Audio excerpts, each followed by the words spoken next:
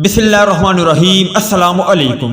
Kashmir premiere league में जब Kashmiri by का शाद खान अफरीदी पाकिस्तानी बाई से सामना हुआ तो बहुत ही शानदार नजारा और अनोखा अमल जो पूरी दुनिया ने देखा, वाह वाह हो गई।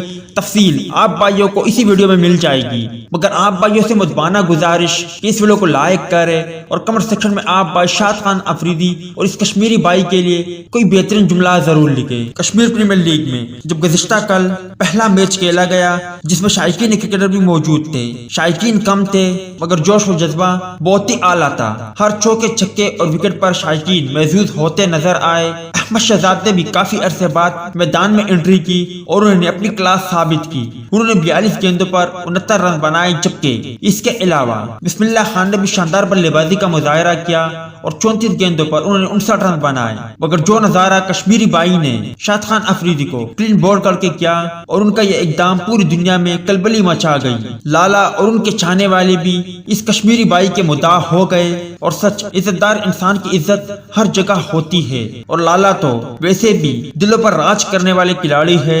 जी हाँ दोस्तों, हुआ कुछ यूं के कश्मीरी बाई सलमान इरशाद ने जब लाला को स्लो बॉल पर जो डायरेक्ट विकेट पर लगी क्लीन बोल्ड किया तो उन्होंने पहले जश्न मनाने की कोशिश की, मगर फिर देखा कि सामने लाला है तो उन्होंने माजरत के अंदाज में अपनी सेलिब्रेशन अधूरी छोड़ दी।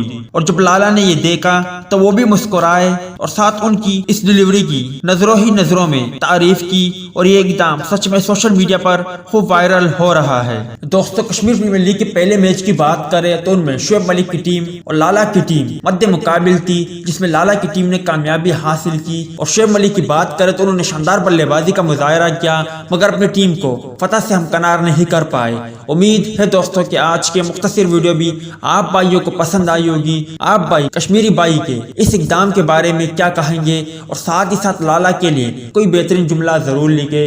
उम्मीद है दोस्तों कि आज के मुख्तसर वीडियो भी आप भाइयों को पसंद आई होगी। टेक केयर, बाय बाय, अल्लाह हाफिज।